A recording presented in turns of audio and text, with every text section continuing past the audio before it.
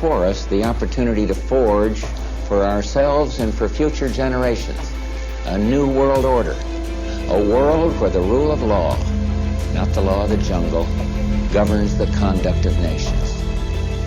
When we are successful, and we will be, we have a real chance at this new world order, an order in which a credible United Nations can use its peacekeeping role to fulfill the promise and vision of the UN's founders. The problem is the monopoly game, which is controlled by the Federal Reserve, the private bank, which is actually controlled out of London, is manipulating all the dollars to put them out, put more and more people into debt. So the illusion of equity they have in real estate is coming apart. The players that are analyzing everything are expecting massive foreclosures next year and the beginning of what we call the recession it's going to be worse than 29. It's your house that you're living in. You think you own it. You don't. Right. You have contractual right to transfer the airspace, subject to you paying taxes to the state. Right. For the Global 2000 discussions that we had, the real problem that they have, as Kissinger says, is there are just too many people on the planet. And 40% of the world, 2 billion of us, exist on less than $2 a day.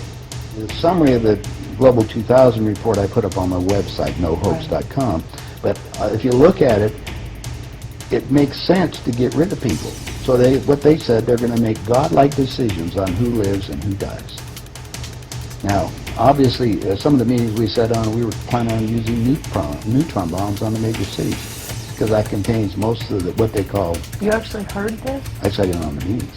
I was in the game big time. In fact, I was making such a mess, they decided rather than kill me, which they could, they just invited me into the inner group and asked me to be the finance chairman. And at that point, I probably would have been, Secretary of the Treasury or something, whatever they wanted to do with me. The inside of the game, when we started using neutron bombs, today they figure that biologicals are much cheaper. They're still planning on, the plan is to get a war started in the Middle East. And they're still planning on using a neutron bomb, or one of the bombs that they've got developed on Israel, and that's to begin World War III, which is all on the cards. And it's going to happen. They even put a monument up to this whole program. It's called the Georgia Guidestones. Outside of Atlanta, and they've got it all set down there. It's all in 8 languages. Basically, it's fait accompli as far as they're concerned. It's just to get the thing going in the Middle East, and it's not going fast enough. I mean, Carter put this thing in, so we have the Plan 2000 with the war starting in the year 2000 in the Middle East. Right. Reduce the population of the planet down to 500 million, have one world currency under the Homeland Security, or FEMA if you want to call it. They're going to declare an emergency, which are going to shut down everything. My friends, my CIA associates, I don't even call them friends anymore. CIA is crooks in action. Yeah. They're all professional liars. Yeah. I mean, they got to be if they have that job. Yeah. So that you have to look at what they're doing. Anyway, they're so concerned they're leaving the country too. Most of them are going to Latin America. Meanwhile, they're closing in every day right now, just closing in to make it so we're going to be set up in these enemy prisoner of war camps. I published a book. It's called Chaos in America.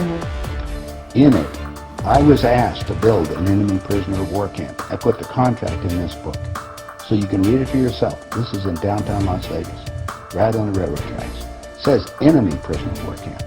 They're all on top, and they're building them all the way across the United States right now. Bush signed an executive order taking the old forts and the army places that we shut down to get those organized to hold the so-called dissidents. Now, what's the definition of a dissident? And the problem is that we're going to enslave ourselves, because most of the people want to keep having food coming in, and you're going to follow the line. You're just walking yourself into your own prison camp. Then we're going to come down to the extermination, just like World War II. Well, Phil and I have lectured together. I know Phil's not. He's dead now. Yeah, I know he's dead. And so what about what he was saying about the number of bases at that time? I think it was 129 bases before he died. Underground had already been built. Was that all for the elite? Yeah. Really? What are they going to do with the rest of the people? They just get rid of them, leave them above ground and be radiated. And this is a fait accompli, you believe? Oh, they think so. Oh, yeah, they think they've won. That's the reason why they don't bother about me talking about it. They don't care whether you know or not. What are you going to do about it?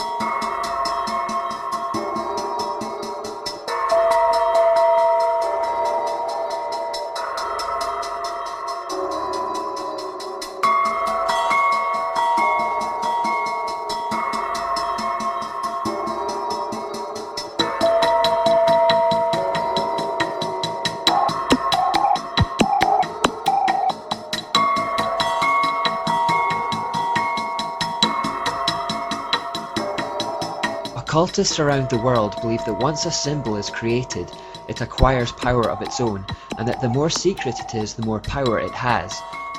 But if secrecy gives strength to the power of the symbols, they need to give them double meanings to help with the concealment. Albert Pike, a 19th century 33-degree Mason, wrote an authoritative and infamous book revealing the secrets of the craft called Morals and Dogma. In it he writes, "Masonry, like all the religions, all the mysteries, Hermeticism and alchemy, conceals its secrets from all except the adepts and sages or the elect, and uses false explanations and misinterpretations of its symbols to mislead those who deserve only to be misled, to conceal the truth, which it calls light, from them, and to draw them away from it. The adepts, sages, or elect refers to those of the 33rd degree or above, the so-called illuminated ones." Albert Pike says of the symbols within Freemasonry, "Part of the symbols are displayed there to the initiate, but he is intentionally misled by false interpretations. It is not intended that he shall understand them, but it is intended that he shall imagine he understands them. There must always be a commonplace interpretation for the mass of initiates of the symbols that are eloquent to the adepts." Here Pike clearly outlines that every occult symbol Freemasons use should have a false public meaning in order to keep the true darker meaning hidden. When non-Masons or even lower-level Freemasons ask about doctrines or rituals, they will be misdirected with the false interpretation so as to keep them from the diabolical truth. It is only as they advance and prove themselves at the lower levels that the truth is gradually revealed to them. Like we have consistently seen, this system of double meanings is the very definition of the occult. Dark ideas and meanings concealed in full view through allegory and symbolism.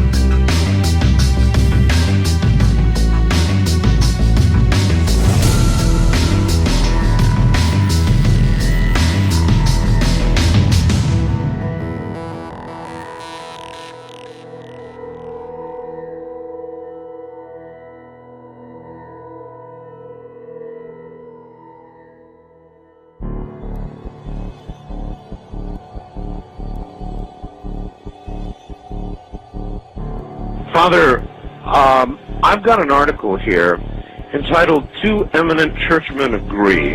Yes. That there actually is, this is a shocker to a lot of people, Yes.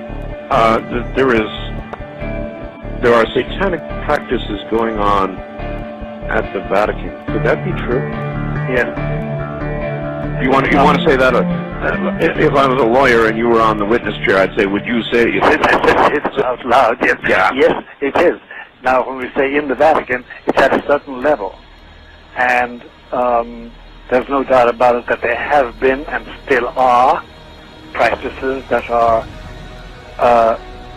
formally venerating Lucifer, the prince of this world. There's no doubt about it.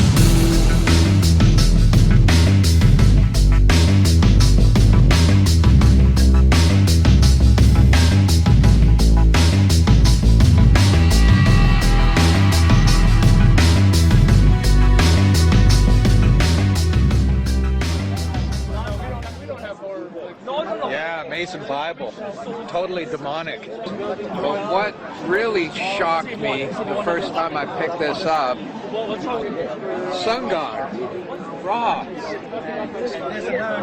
Amen, the Father of God, the Creator, published in the Freemason Bible.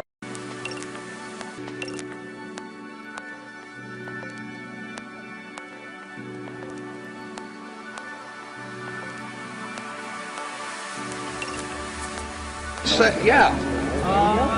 And so we've got all this Babylonian crap mixed in here. And there's an obelisk. Well, that was Osiris's penis. That's worship for fertility. Phallic worship, yeah. Yeah, and the Washington Monument, it's an Egyptian obelisk. There's one at the middle of St. Peter's Square in the Vatican. There's another one in the middle of the city of London. These Egyptian obelisks, what are they doing all over the planet? And I want to talk now about what's involved in this conspiracy. It may surprise some of you that if you had to put a name to the conspiracy, conspiracy that's come down to us through the ages, that some call the Illuminati, some other people call it other things.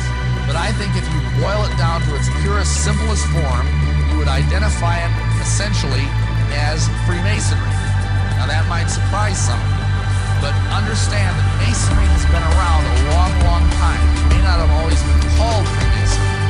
And if you look in the books, the literature of Masonry, you will find that Masonry says it is the direct linear descendant from the ancient mystery religions, from the ancient fertility cults. Now what does that mean? Well, the ancient fertility cults were cults that revolved around human and animal reproduction. I'm sorry to be blunt, but that's what they mean. It's male worship, essentially.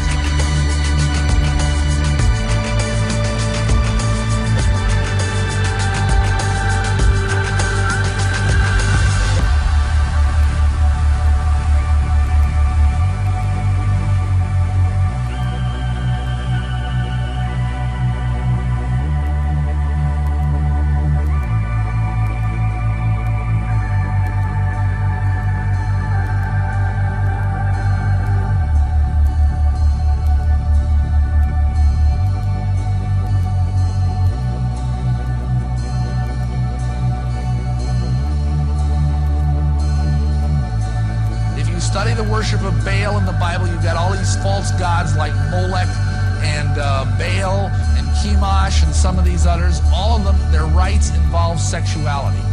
And that's the same thing that Masonry is. That's why the god of Masonry is the phallus.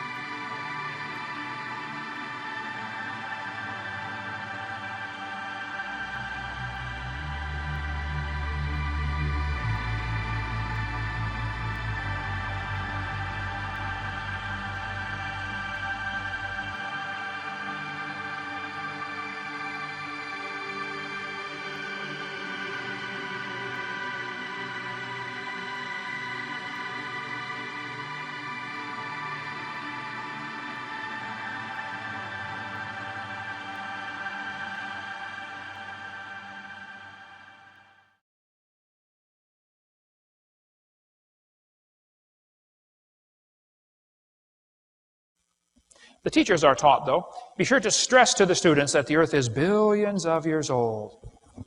Make sure the kids believe this. Now, I happen to be a little old-fashioned. I think in science class we should be teaching science.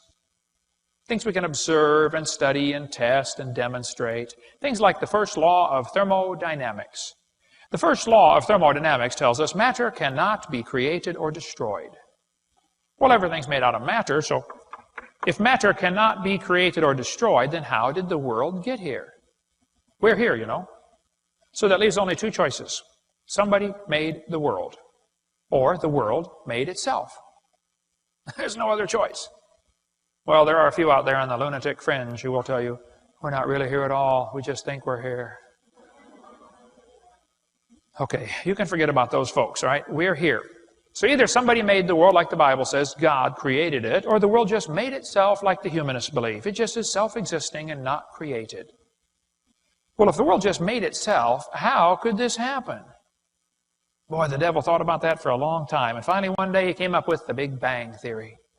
How many of you have ever heard of the Big Bang Theory before? I was on the airplane years ago flying from Dallas to San Francisco, and I happened to sit right next to a professor from Berkeley, UCal Berkeley. I don't know if you folks in Knoxville have ever heard of Berkeley or not, but Berkeley is not a Bible college. So here I was on the airplane about that far away from this guy, and we started talking about creation and evolution. Everybody I sit by on the airplane wants to talk about that, so I talk about it with him. And he said he believed in evolution. I said, yes, sir, I figured that. You have to teach at Berkeley. I said, tell me, sir, if you believe in evolution, how did the world get here? He said, oh, it came from the Big Bang. I said, really? I'd like to hear about this. He said, you're a science teacher and you have never heard of the Big Bang? I said, oh, yes, sir, I've heard a lot about the Big Bang. And I believe in the Big Bang, but my Big Bang is a lot different than yours. I said, you tell me about your Big Bang, and then I'll tell you about my Big Bang. And so the professor took off on one of those answers that looked like it came straight from the textbook. He said, well, Mr. Hovind, I believe about 18 or 20 billion years ago. That's a long time. All the matter in the universe. That's a lot of stuff. All the matter in the universe was concentrated into one very dense, very hot region that may have been much smaller than a period on this page. Say what? Everything in the universe squished into a dot smaller than a period on a page? Wow. That's one crowded dot. And heavy, too. Hey, and it ain't the first time it happened, boys and girls. This textbook says, someday after many billions of years, all the matter and energy will once again be packed into a small area, no larger than the period at the end of this sentence. Then another Big Bang will occur. It happens every 80 to 100 billion years. I said, Professor, what happened to your dot? He said, well, over 20 billion years ago, all the dirt in the solar system was drawn into this little bitty tiny dot, and it was spinning. It spun faster and faster, and all of a sudden, it exploded, Big Bang. And the pieces that flew off became galaxies and sun, moon, stars, and here we are, you know, people, nothing but stardust. I said, sir, can I ask you a couple of questions, please? He said, sure. What do you want to know? You know, we got a 3-hour flight sitting that far away from each other on the airplane. And I said, well, sir, I got a question. You said 20 billion years ago, all the dirt got together for the big squish and the big spin and the Big Bang. Where did all the dirt come from? You know, who made matter? He said, we don't know that for sure. I said, okay, now, sir, hold it. If I told you that I believe about 6,000 years ago, God created the heaven and the earth, then you're going to say, and where did God come from? And I have no idea. But you said 20 billion years ago there was a Big Bang, and you don't know where the dirt came from. So basically, I believe in the beginning God, and you believe in the beginning dirt. Don't tell me my theory is religious and your theory is scientific. No. They're both religious. The news media tries to make it look like it is science versus religion. No, it's not. It's not science versus religion. This is two religions. Evolution and creation are both religious. You have to believe in one or the other. The difference is the evolution religion is tax-supported. That's the difference. One of many differences. I said, sir, could I ask you another question? He said, sure. What else would you like to know? Else? What do you mean else? You haven't told me nothing yet. I said, sir, does Berkeley have a merry-go-round? How many of you know what a merry-go-round is? You go round, round, round till you puke. You've been on them before? He said, no, we don't have a merry-go-round at Berkeley. I said, you really ought to get one. You know, you could learn some good science on a merry-go-round. If you put some fourth graders on there and get the high school football team out there to get it spinning clockwise as fast as it will possibly go. Now, if you have a digital watch, you may not know what clockwise means. I'll tell you later. We're going to spin the merry-go-round clockwise. The kids are going to go through 4 phases. They start off in phase 1. They're screaming at the football players. Come on, let's go. Faster, faster. Can't you go any faster? You get up around 30 miles an hour. The kids enter phase 2 where they stop screaming. They just quietly concentrate on trying to hang on for dear life. You get up around 30 miles an hour. The kids enter phase 60 miles an hour. They enter phase 3 where they start screaming again. But now they're screaming, stop, stop, please slow down. Don't stop, though. Keep going faster and faster. When you get to about 100 miles an hour, you should enter phase 4. That's where the kids begin to fly off the merry-go-round. Now, when this happens, you will notice a very interesting phenomena of physics. If the merry-go-round is going clockwise, when the kid flies off, the kid will be spinning clockwise until he encounters resistance, like a tree or a pole. That's because of a law in physics known as the conservation of angular momentum. See, if a spinning object breaks apart, the pieces that fly off are going to spin the same direction because the outside's moving faster than the inside. And we could talk all day about the conservation laws if you'd like, but the professor said, yes, I know about the conservation laws. I said, well, good, sir. Then let me ask you a question. If the universe began as a spinning dot, like you said, why do 2 planets spin backwards and probably 3? He got real quiet, puzzled look on his face. I said, sir, why do 8 out of 91 known moons spin backwards? Why do Jupiter, Saturn, and Neptune have moons going both directions at the same time? Why is the sun 98% hydrogen and helium, but the other planets are less than 1% hydrogen and helium? And why are these 9 planets so different from each other? If it all came from a Big Bang, I mean, why are they all so different? Very different compositions. And why do some whole galaxies spin backwards? CNN did an article, Goofy Galaxy spins in wrong direction. I said, sir, why are these things going backwards? He said, I don't know. Why do you think they're going backwards? I was hoping he was going to ask that. I said, sir, it's real simple. You see, in the beginning, God created the heaven and the earth, and God did it that way on purpose just to make the Big Bang Theory look stupid. The Big Bang Theory is ludicrous for numerous reasons, okay? If the Big Bang Theory were true, the matter would be evenly distributed, but it's not. Serious, serious problems with the Big Bang Theory. Even Fred Hoyle said, I have little hesitation in saying the sickly pall hangs over the Big Bang Theory.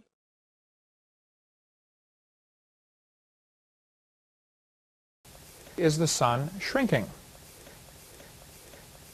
The sun is obviously burning. You can step outside and look at it in the daytime. The sun is losing about 5 million tons of mass every second. The sun is obviously burning and losing an enormous amount of fuel. So if you go backwards in time and add 5 million tons per second to the sun, you start to create a problem at some point. Now, I don't know what the number is, and I wouldn't give a number, because as soon as I give a number and say X number of million years ago this would have happened, the atheist or the skeptic will pick on the number and miss the concept. The fact is the sun is burning. If the sun were larger, it would begin to suck Mercury and Venus in, first of all, Mercury first and then Venus, and then slowly affect Earth. The Bulletin of American Astronomical Society in 1979 said, since 1836, more than 100 different observers at the Royal Greenwich Observatory and the U.S. Naval Observatory have made direct visual measurements that suggest the sun's diameter is shrinking at the rate of about 0.1% each century, which works out to be 5 feet per hour. Now, whether the number's right, I don't know. But the fact is, it's pretty obvious the sun is burning, and the sun, for 100 years of measurements, they said it's shrinking about 5 feet an hour. Of course, now the sun is gigantic, about 880,000 miles in diameter, so it's not a problem. We're not going to lose it anytime soon. Science magazine ran an article in 1980 that said several indirect techniques also confirm the sun is shrinking, although these inferred collapse are only about 1/7 as much. By that thinking, the sun would have been touching the earth 158 million years ago. And again, that's not my number. Somebody else came up with that as a possible calculation, that the sun would have been touching the earth. The fact is the sun is shrinking. This chart shows the measurements of not only the polar diameter, but the equatorial diameter. The sun has north and south pole like the earth does. Both measurements are diminishing in the last 160 years. It's been observed the sun is shrinking. Now the sun oscillates, it swells and shrinks and swells and shrinks, but the overall trend is quite obviously toward shrinking. The sun is burning. That creates a problem. If you go backwards in time, the sun would be bigger and more massive, which is going to upset the gravitational pull. So I don't think it's logical to say the Earth's been going around the sun for billions of years while the sun is constantly losing this mass and losing its gravitational pull.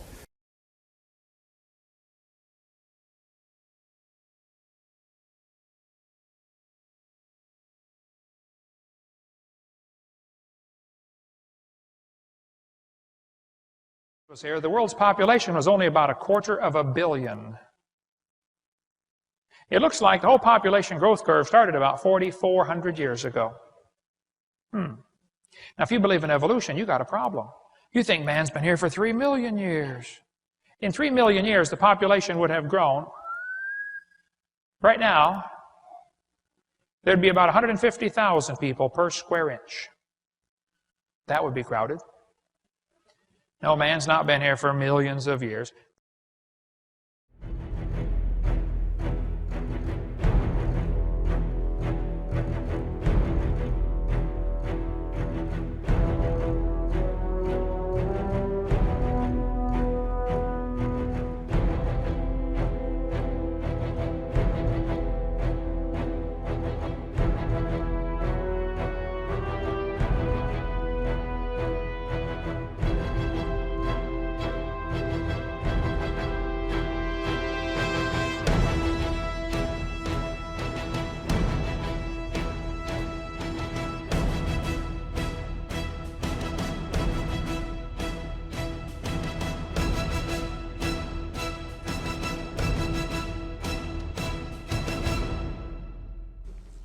Darwin said, if my theory is true, numberless intermediate species ought to have be found in the fossil record. Well, I'm sorry. This guy said, since Darwin, many of these links have been found. Oh, they are lying to you. No missing links have been found. Even David Ropp, who believes in evolution, says, in the years after Darwin, his advocates hoped to find predictable progressions. In general, these have not been found. Yet the optimism has died hard, and some pure fantasy has crept into textbooks. You're kidding. Fantasy in the textbooks? That's a fancy word for a lie. Okay? And we could spend 2 days on the fossil record. There's no fossil record, and there are gaps all over the place. Every place where there ought to be something, they find nothing. No evidence for how the whale evolved, or how the birds evolved, or how the flowering plants evolved. No evidence whatsoever.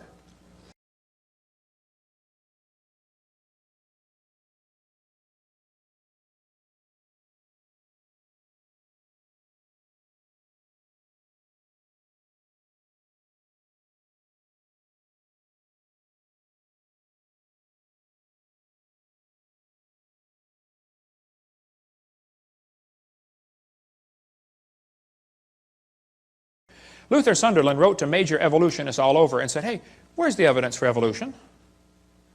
They wrote back and said, we don't have it, somebody else has it. He wrote to Colin Patterson because Patterson has access to the largest fossil collection in the world. British Museum of Natural History. Nobody's got more fossils than them. Patterson wrote a book about evolution, but he didn't show any missing links.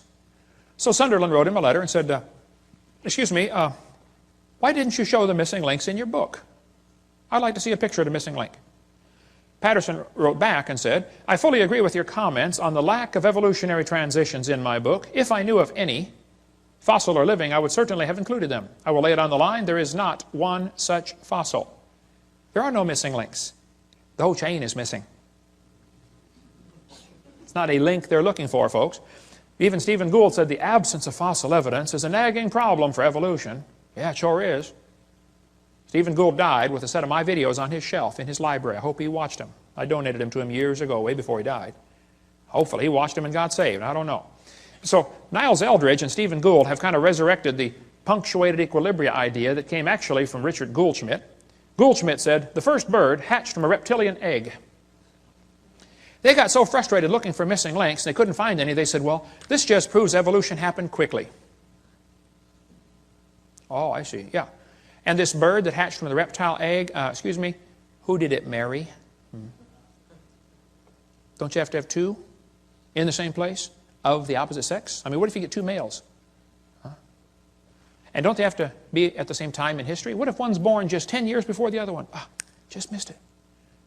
You got to get them in the same place of the opposite sex at the same time, and they got to be interested. You got a whole bunch of problems, okay? Serious problems. Then they tell the kids to think critically. Which theory best describes the organism's evolution? Gradualism or punctuated equilibria? Look what they do. Kids, which theory is the best explanation? Slow evolution or fast evolution? Do you see how they're giving the kids two options, both of which are false? Which is correct, boys and girls? Elephants are orange or elephants are pink?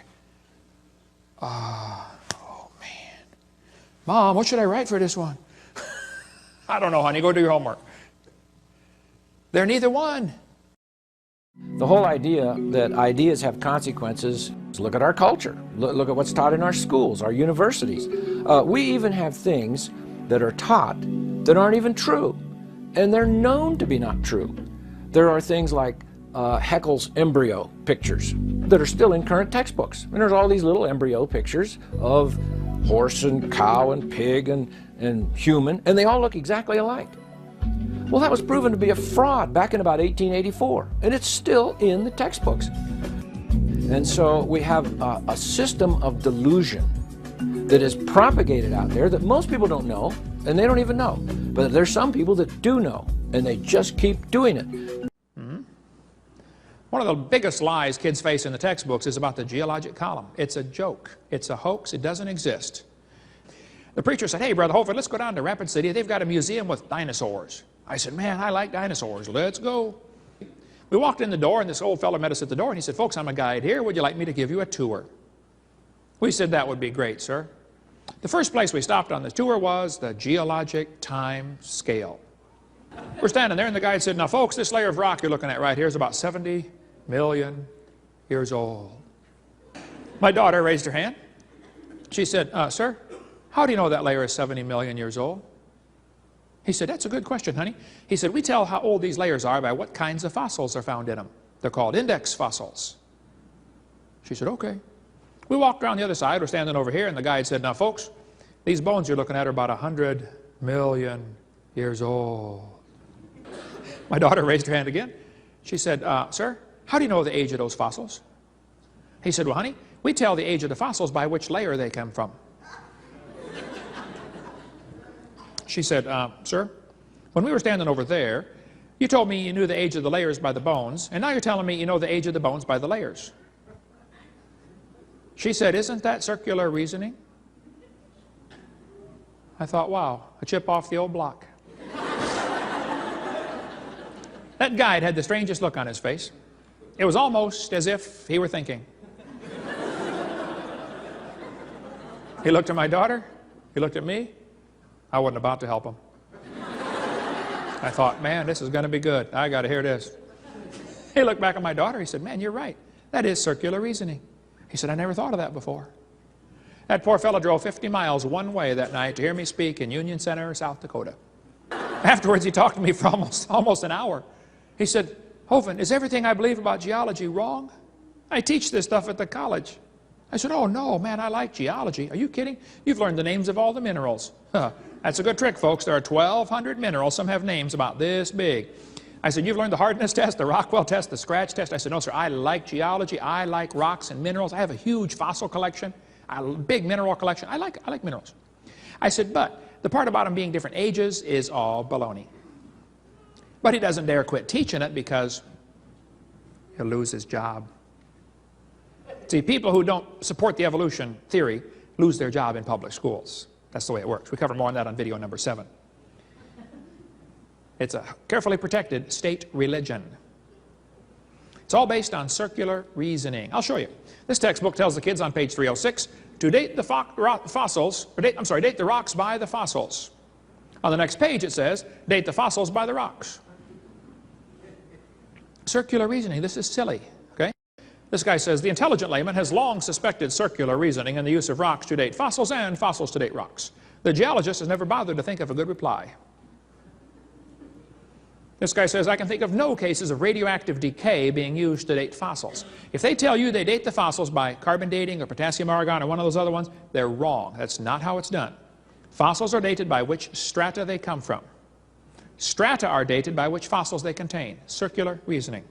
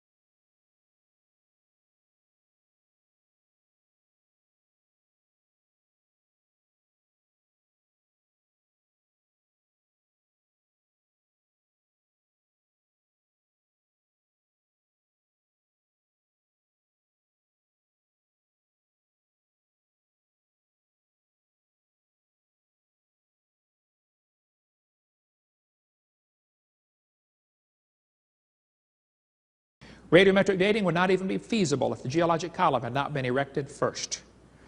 This guy says the rocks do date the fossils, but the fossils date the rocks more accurately. I think the cheese done fell out of his sandwich, folks. Okay? How many have ever heard of the geologic column before? He divided the earth up into layers, and they gave each one a name, an age, and an index fossil. Maybe you saw the movie Jurassic Park, named after the Jurassic layer.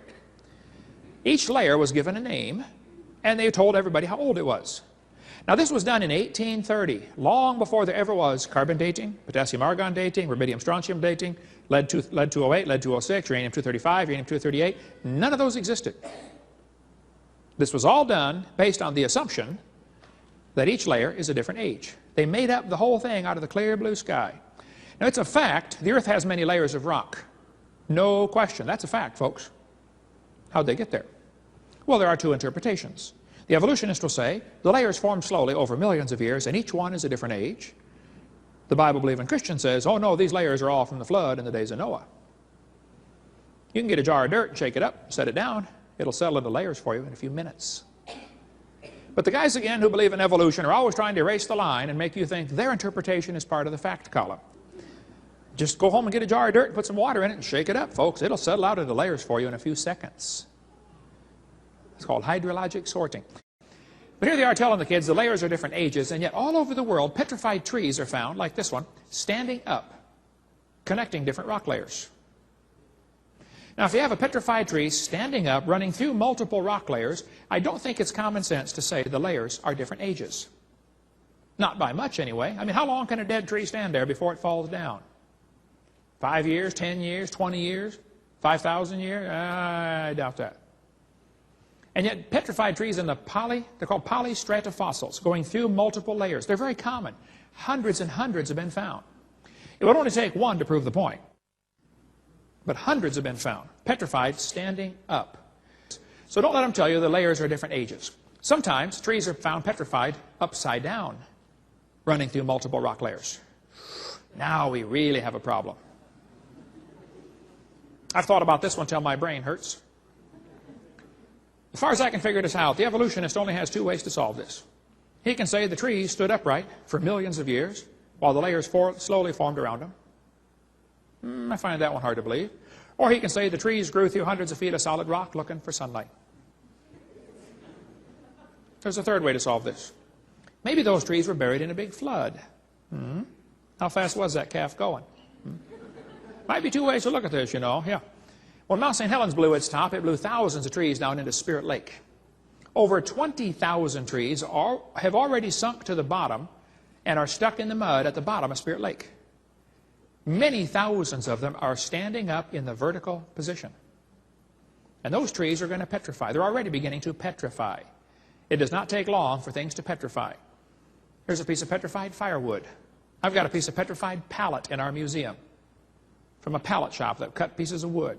Some kid sent me a box of petrified acorns. He said, Brother Hovind, I tried an experiment. I put these acorns in a bucket of water and forgot about them. A year later, I went out I thought maybe they might sprout, but now they're all petrified. Would you like some for your museum? I mean, they're solid rock. Here's a petrified dog inside a tree in Georgia. They cut the tree down for firewood and said, wait, don't cut that one up. There's a dog inside. Turned to stone. Here's a petrified cowboy boot with the cowboy's legs still in it. The boot was made in the 1950s. Here's a petrified fish giving birth. Petrified hat from New Zealand. Here's a petrified pickle in our museum. I'm not kidding. The guy sent it to me. He said, Brother Hovind, we found this old house in Montana. The roof was gone. House had been empty for at least 30 years. We went down the basement. There's a bunch of jars of pickles. A pantry. But the lid to one of the jars rusted off, and inside the pickle turned to stone. Would you like it for your museum? I said, well, yeah. A petrified pickle. The jar was made between 1930 and 1960. That's the year they made those jars. I don't know when the pickle got put in there, but sometime in there. Don't let them tell you it takes millions of years. There's petrified sacks of flour found in Eureka Springs, Arkansas, from a flour mill that flooded in the 1910s. We're down in Pensacola. We're going to be talking about Hurricane Ivan for a long time. Okay? And that's just one little storm. Can you imagine a worldwide flood? Man, they talk about that for centuries. Actually, Arphaxad's daddy, Shem, Noah's son, lived long enough to tell that story directly to Abraham, Isaac, and Jacob. You'll never catch that reading your Bible, but when you graph it out, it's like, wow. Do you know they're still talking about that flood in many cultures around the world? So far, 270 flood legends have been identified in different countries and cultures around the world. The Hawaiians have a legend that says, long after the death of Kunihana, the first man, the world became a wicked, terrible place to live. There was one good man left. His name was Nu'u. He made a great canoe with a house on it and filled it with animals. The waters came up over all the earth and killed all the people. Only Nu'u and his family were saved. One family saved in a boat full of animals. Sounds kind of like the Bible story, doesn't it? The Chinese have a legend called the Hiking Classic. They say that Fuhai is the father of their civilization. Fuhai is probably Noah, okay? The story says, Fuhai, his wife, 3 sons, and 3 daughters escaped a great flood. He and his family were the only people alive on earth. After the great flood, they repopulated the world. Interesting. Now, the Toltec Indians in Mexico have a very interesting story. They said the first world lasted 1,716 years and was destroyed by a flood that covered the highest mountains. One family named Cox survived. 1,716 years. Well, the Bible dates add up to 1656 from the creation to the flood. But that's not bad for a legend 4,000 years old. Question, why would there be nearly 300 flood legends? I think it's because there was a flood. That's my theory. All you got to do is fly out west and look at the erosion patterns and say, man, this place was destroyed by a flood. I mean, the whole world was destroyed by a flood. Just fly around like I do and look out the window once in a while. The oldest languages in the world are kind of interesting. Origin of major writing systems from National Geographic. What do they say? Well, they say the oldest writing systems in the world started about 3000 BC. 5,000 years ago. Oldest writing systems. And the oldest languages are modern, sophisticated, and complete. The Chinese said the year 2000 was the year 4700. They think they started their calendar with the flood. They called Noah Fuhai. The oldest recorded capital punishment, 3,800 years ago. The Saxons had a genealogy going back to Adam. The Danes and Norwegians had a king list going back to Noah. Don't trust the Egyptian king list. That is greatly exaggerated. See the work by Corville on that and Evolution Cruncher. Why are the oldest reliable historical records less than 6,000 years old? Well, I have a theory about that. I bet you know what it is, don't you? Yeah. That Bible is absolutely right, folks. Absolutely correct, scientifically. The evidence for a young earth is overwhelming. The students aren't taught that. Students are only shown the evidence for an old earth. Remember the coins in the box? They better deal with the youngest ones, not the oldest ones. These books aren't really science books anymore. They're books about evolution.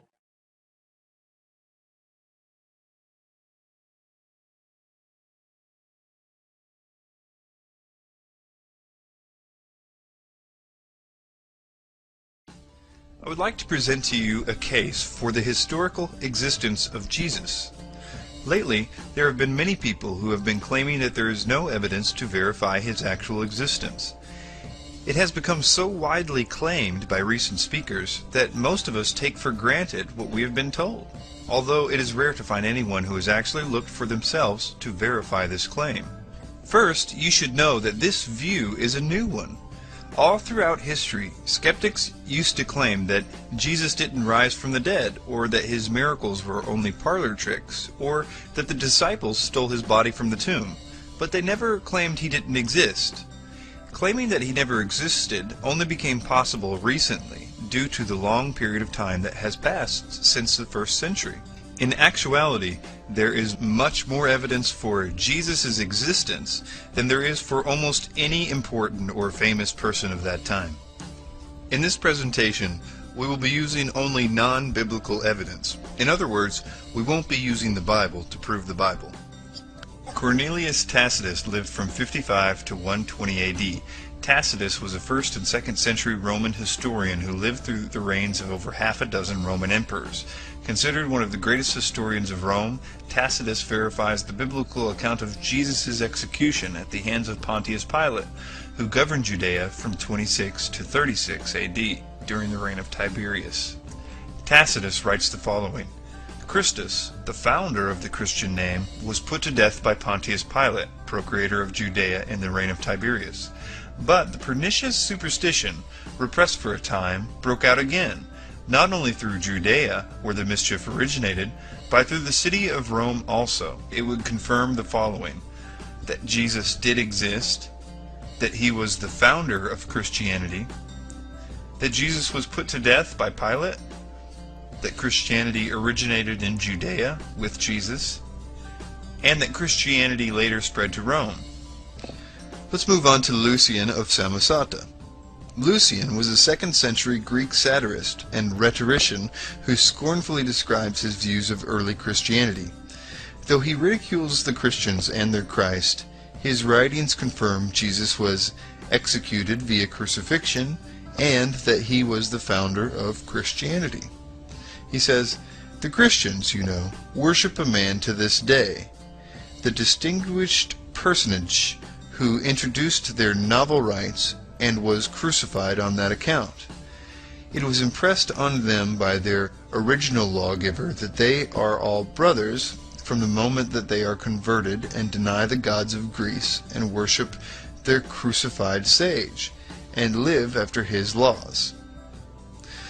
What this passage reveals and how it confirms the biblical account: 1. That Jesus did exist. 2. That Jesus was the founder of Christianity. 3. Jesus was worshipped by his followers. And 4. That Jesus suffered death by crucifixion. Next, we're going to look at Flavius Josephus. This is what was written: "Now, there was about this time Jesus, a wise man, if it be lawful to call him a man, for he was a doer of wonderful works, a teacher of such men as received the truth with pleasure. He drew over to him many of the Jews and many of the Gentiles. He was the Christ, and when Pilate, at the suggestion of the principal men among us, had condemned him to the cross, those that loved him at first did not forsake him, for he appeared to them alive again the 3rd day, as the divine prophets had foretold these and 10,000 other wonderful things concerning him. And the tribes of Christians so named for him are not extinct at this day." We will now examine the second passage given to us by Josephus. It says, "So Aeneas assembled a council of judges, and brought before it the brother of Jesus, the so-called Christ, whose name was James, together with some others. And having accused them as lawbreakers, he delivered them over to be stoned." Even if we dismiss the disputed works in Josephus's testimonium, we still see he testifies to a number of things in the above two passages. 1. That Jesus lived in the 1st century. He performed miracles. Some believed Jesus to be the Christ. He was a teacher. He had many followers. He was tried by Pilate. He was crucified. He was the founder of Christianity. And James was the brother of Jesus. Next is Pliny the Younger. Pliny the Younger admits to torturing and executing Christians who refused to deny Christ. Those who denied the charges were spared and ordered to exalt the Roman gods and curse the name of Christ. Pliny addresses his concerns to Emperor Trajan that too many Christians were being killed for their refusal to deny their faith. He says, "I asked them directly if they were Christians. Those who persisted, I ordered away. Those who denied that they were or ever had been Christians worshipped both your image and the image of the gods and cursed Christ. They used to gather on a stated day before the dawn and sing to Christ as if he were a god. All the more I believed it necessary to find out what was the truth from 2 servant maids, which were called deaconesses, by means of torture. Nothing more did I find than a disgusting fanatical superstition. Therefore, I stopped the examination and hastened to consult you, on account of the number of people endangered, for many of all ages, all classes, and both sexes already are brought into danger." Though Pliny states some of the accused denied the charges, a recurring theme in the correspondences between Pliny and Trajan is the willingness of the true believer to die for Christ. This would hardly be reasonable if they knew he never existed. Next is Celsus. Celsus was a 2nd century Roman author and an avid opponent of Christianity. He went to great lengths to disprove the divinity of Jesus, yet never denied his actual existence. Unfortunately for Celsus, he sets himself up for criticism by mimicking the exact accusations brought against Jesus by the Pharisees, which had already been addressed and refuted in the New Testament. There are 2 very important facts regarding Celsus which make him one of the most important witnesses in this discussion. Though most secular passages are accused of being Christian interpolations, we can accept with certainty that this is not the case with Celsus.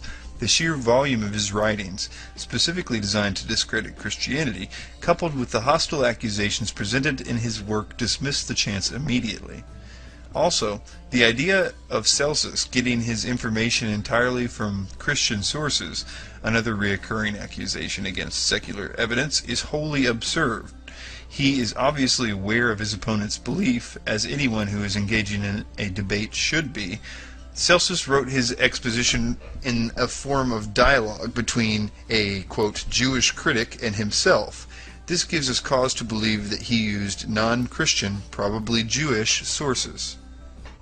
On Jesus' miracles, he writes, "Jesus, on account of his poverty, was hired out to go to Egypt.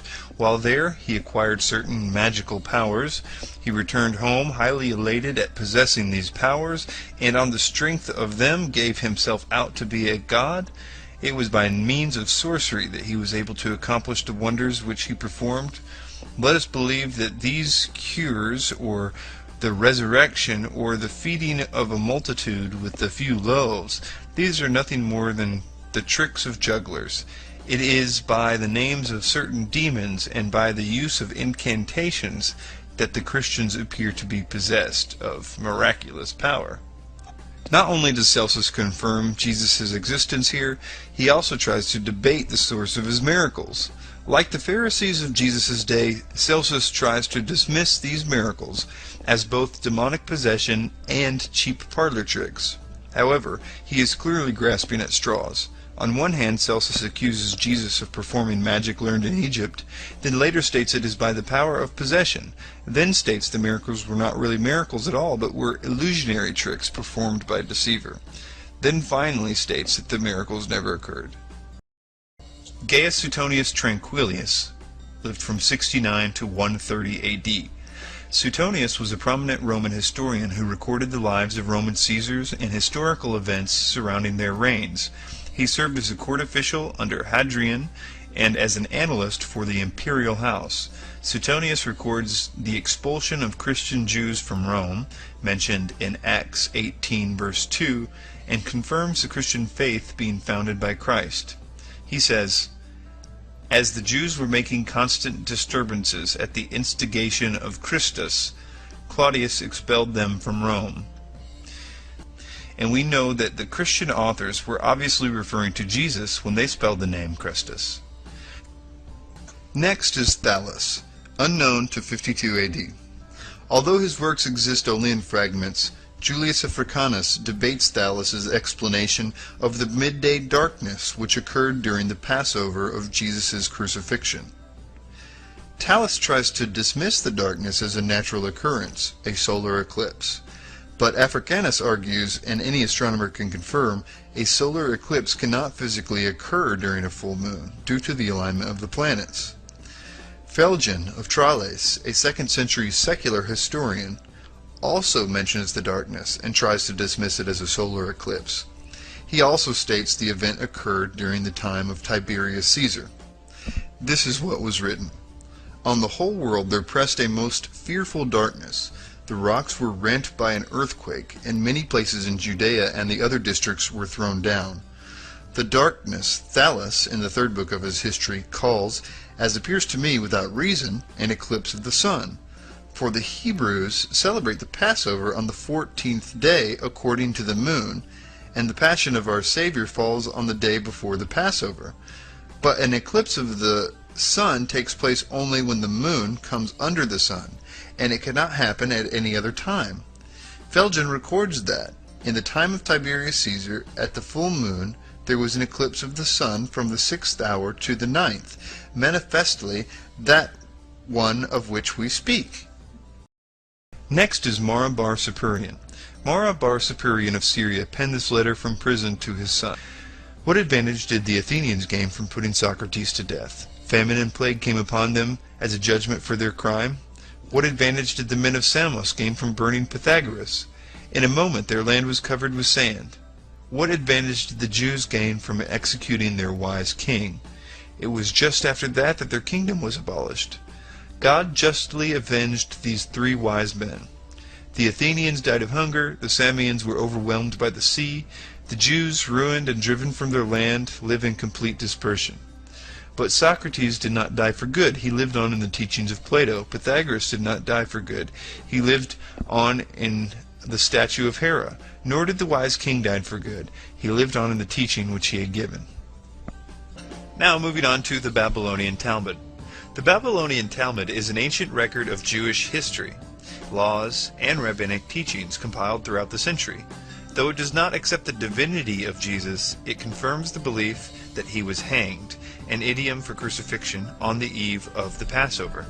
It says, on the eve of the Passover, Yeshu, some texts say Yeshu the Nazarene, was hanged, which means crucified, 40 days before the execution. A herald went forth and cried, he is going forth to be stoned because he has practiced sorcery and enticed Israel to apostasy. Anyone who can say anything in his favor, let him come forward and plead on his behalf.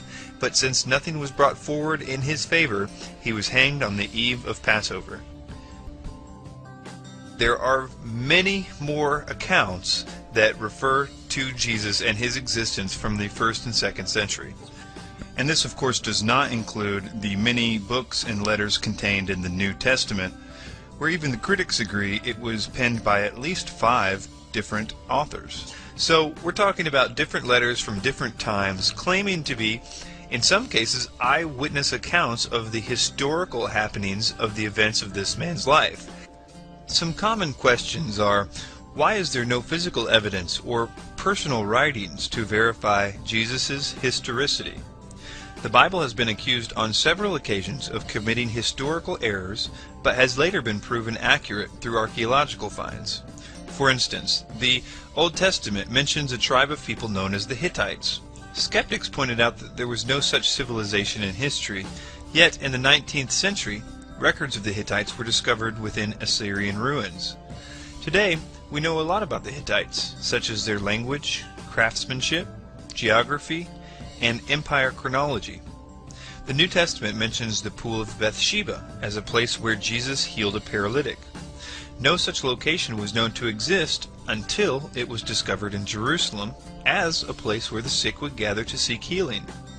Just because an artifact has not yet been recovered does not mean none exists. In regards to personal writings, Socrates, for example, exists only in the writings of his students. There is not a single document still in existence that contains his original works. If we apply the same logic with Socrates, skeptics use to determine Jesus' historicity, we must assume Socrates was a figment of the imagination of his students. But if we are to accept Socrates as a historical figure based on 4 secondary accounts, we must also accept Jesus as a historical figure whose life was documented by his disciples, historians, and those who rejected his divine claims. In conclusion, a lot of evidence has been presented during this discussion to confirm Jesus Christ as a historical figure. We have viewed accounts taken from numerous authors of different theological backgrounds, and we have answered some common skeptic questions concerning Jesus' historicity. I purposely avoided using biblical evidence to support the existence of Jesus because that would be using the Bible to prove the Bible. Instead, we focused this study on extra-biblical sources. However, early Christian historians and witnesses were unanimous in their accounts that several New Testament books were written by eyewitnesses of both Jesus and the apostolic ministries. If these authors were indeed eyewitnesses, we can believe that they also provide evidence to the historicity of Jesus. Some readers may be satisfied with such evidence, some may not. Whatever the case, I encourage you to examine all the facts for yourself before reaching your conclusion.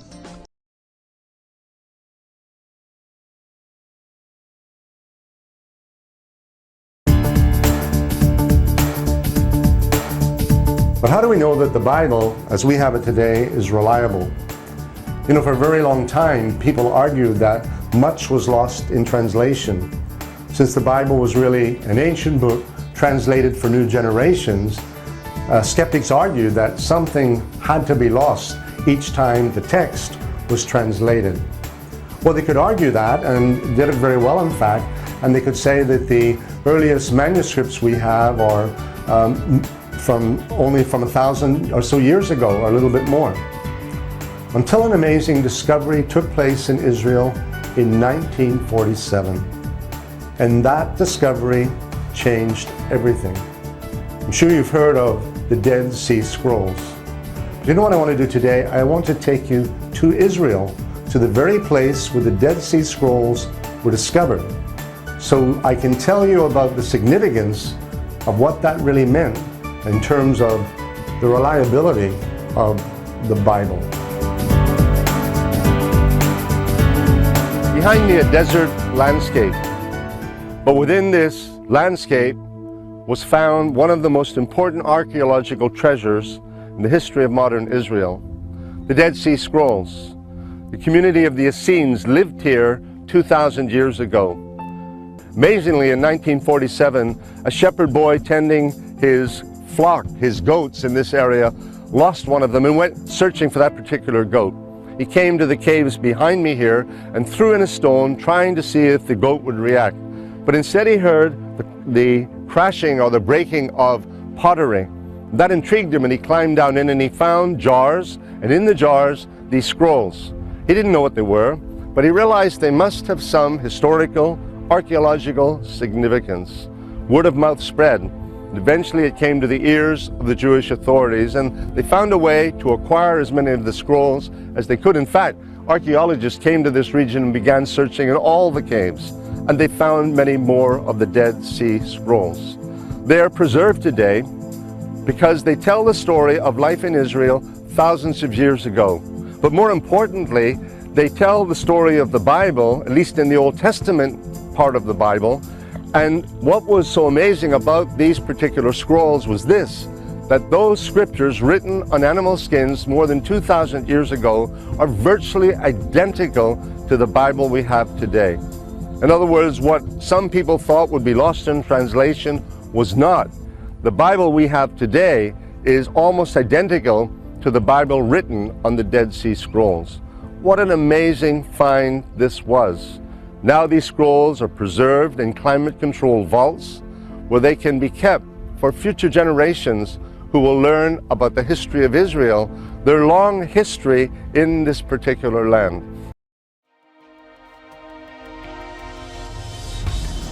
This next section is called, Did the Bible Come from Supernatural Origin? Or as I like to call it, how do you explain that?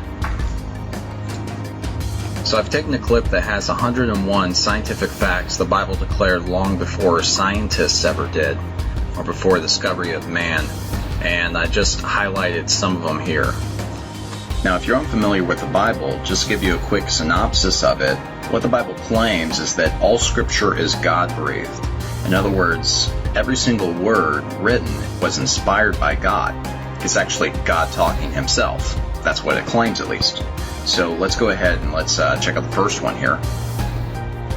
So the first one is Job 26:7, which talks about hanging the earth upon nothing.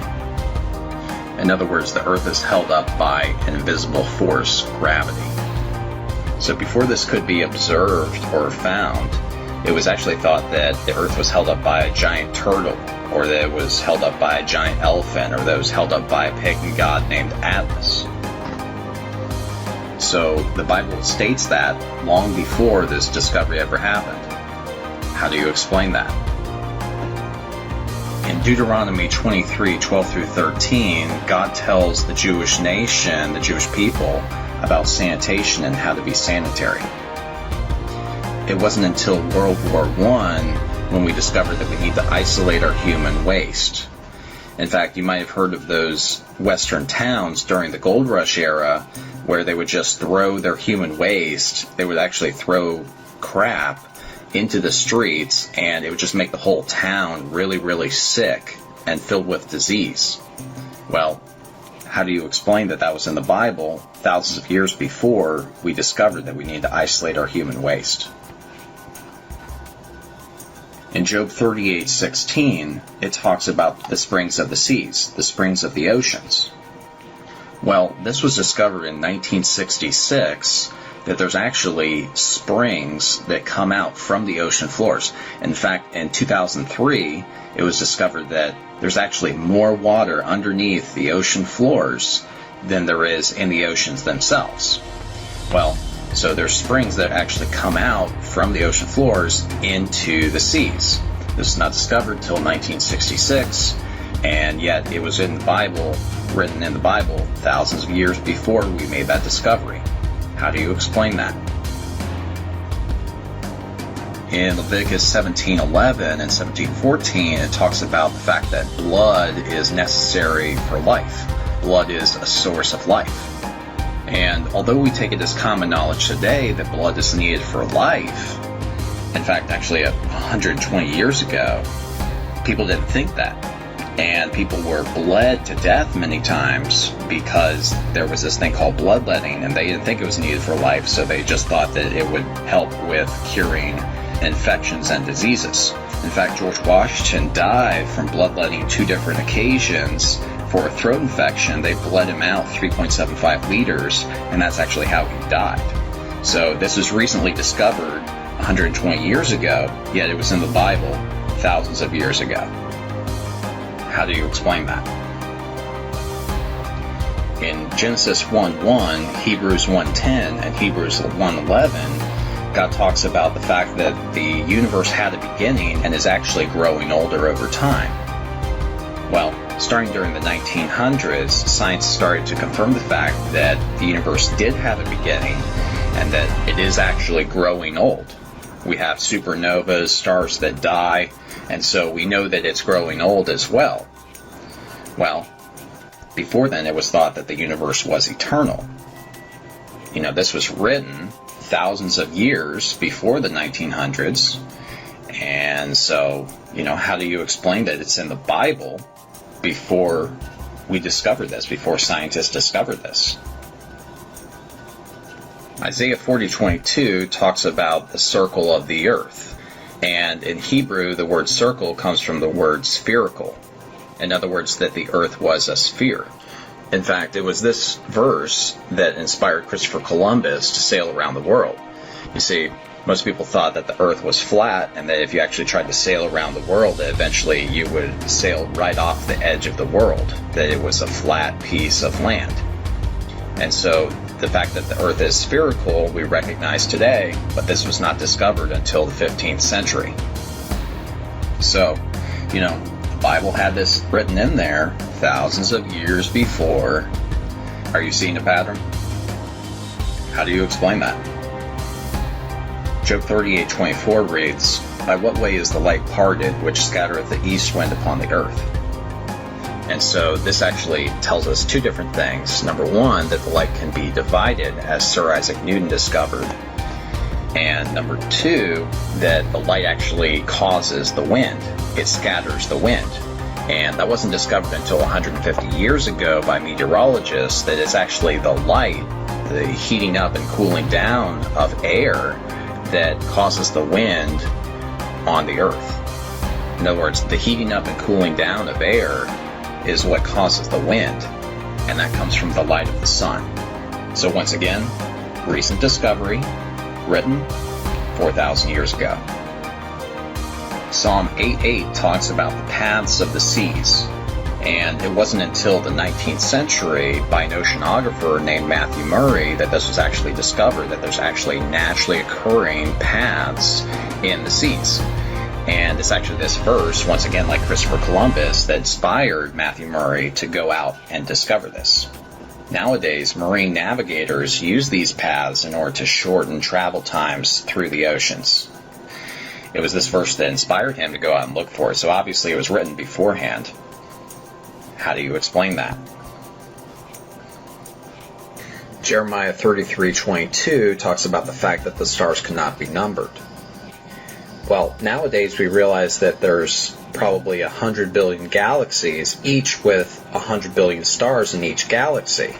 And we haven't been able to number them, and we can't even see to the end of the universe. So, indeed, it does seem innumerable. We can't even number them, which is what it says. It cannot be numbered. Well, it wasn't until the 17th century that we discovered this, because beforehand, all that we could see was just with the human eye. So for a long time, people thought that there was only 5,000 stars out there. Well, it wasn't until Galileo came along and the invention of the telescope, and then later the Hubble telescope, that we discovered that there's really so many stars that they can't be numbered. So once again, discovered 17th century, written thousands of years before. What do you think? Related to that, in Genesis 22:17, God talks about the number of stars in the universe being compared to the number of sands in the seashore. Well, gross estimates have shown that the number of sand grains are comparable to the estimated number of stars in the universe. Once again, we didn't know that there was that many stars in the universe until the 17th century. How do you explain that? In Psalm 19:6, it's talking about the sun, and it says, "His going forth is from the end of the heaven, and his circuit unto the ends of it, and there is nothing hid from the heat thereof." So, and this is talking about the sun's circuit. In other words, that the sun actually has a circuit. Well, it wasn't until the 1900s that that was discovered to be true. Estimates have said that the sun is moving between 486,000 miles per hour to 600,000 miles per hour, but it's actually moving in a circuit, a huge circuit, around the whole galaxy. Just like the Earth is moving around the sun in a circuit. So once again, written 3,000 years ago, discovered 1900s. How do you explain? In Job 38:19, light is said to have a way. And in Hebrew, the word way here translates to the word derek, which literally means a traveled path or road. It wasn't until the 17th century that it was discovered that light, in fact, does have a traveled path. Before then, people just thought that light was transmitted instantaneously, like it instantly appeared. However, now we know, and it's common fact and commonly known, that light does have a path that it travels. In fact, it travels at about 186,000 miles per second in a straight line. Indeed, there is a way of light, just like the Bible says. Job 28:25 talks about the wait for the winds. As you can imagine, it was once thought that air was weightless. Yet 4,000 years ago, this was written in the Bible that there was a wait for the winds. And in recent years, meteorologists have calculated that the average thunderstorm holds thousands of tons of rain. To carry this load, air must have mass, it must have weight. Indeed, there is a weight of the wind. Ecclesiastes 1:6 reads, "The wind goeth toward the south, and turneth about unto the north. It whirleth about continually, and the wind returneth again according to his circuits." Well, this was written 3,000 years ago in the Bible. However, it wasn't until World War II that airmen discovered the jet stream circuit, that there's actually naturally occurring paths and circuits of air in our atmosphere, in the air on the Earth. Before this discovery during World War II, it was thought that wind just blew straight. In Proverbs 17:22 it reads, "A merry heart doeth good like a medicine, but a broken spirit drieth the bones." And you've probably heard about those recent studies that show that depression actually makes you live less, and that laughter and positive outlook on life, optimism, makes you live longer. Well, these are actually recent studies in the 1900s and early 2000s that this was discovered, that this verse is actually true. I like this next one because it takes what evolutionists who try to push this theory of cavemen were the first primitive ancestors and tells exactly what they were. Job 30:1-8 talks about cavemen, that certain vile men who were derived from society to forage among the bushes for survival and who lived in the clefts of the valleys and in caves of the earth and the rocks. In other words, cavemen were simply outcasts and homeless people, and not our primitive ancestors as evolutionists want you to believe. So those are the ones that I wanted to summarize from that 101 video. There's many more in that video. As you can imagine, there's 101 total that he lists. However, I'd like to list a few more here that weren't in that. Job 9:8, Isaiah 42:5, Jeremiah 51:15, and Zechariah 12:1 tells us that God and God alone stretches out the heavens. He keeps on talking about stretches out the heavens, stretching out the heavens. Well, heavens, he's talking about the universe. That's what he calls it in the Bible. And so this was actually discovered in 1929 by Edwin Hubble. And it was actually Einstein who proposed that the universe was static. In other words, not expanding, not contracting, just standing still before that. In fact, it was Einstein's biggest blunder, in other words, his biggest mistake that he'd ever made. And he later admitted that he made that mistake after the discovery of Edwin Hubble in 1929. So it's in the Bible numerous times, and yet we have probably one of the smartest people in the world that most people, Americans, can think of, Einstein, is wrong. And I think this is just God saying that, look, the smartest person you can think of, I'm smarter than that. I'm God. And so, he is all-knowing. Job 38:31 reads, "Can you bind the clusters of the Pleiades, or loose the belt of Orion?" And in the King James it reads, "Canst thou bind the sweet influences of Pleiades, or loose the bands of Orion?" Here the Bible is talking about Orion and Pleiades, which are star clusters. Well, amazingly enough, the Bible is right about both these clusters. We weren't able to examine them until the telescope invention, but the star cluster of Orion has now been confirmed to be loose. In other words, it does not have enough gravitational pull to hold itself together. It's literally falling apart. And at the same time, Pleiades is held together by gravitational force. It's not one that is falling apart. In Genesis 3:15, God mentions that the woman has seeds.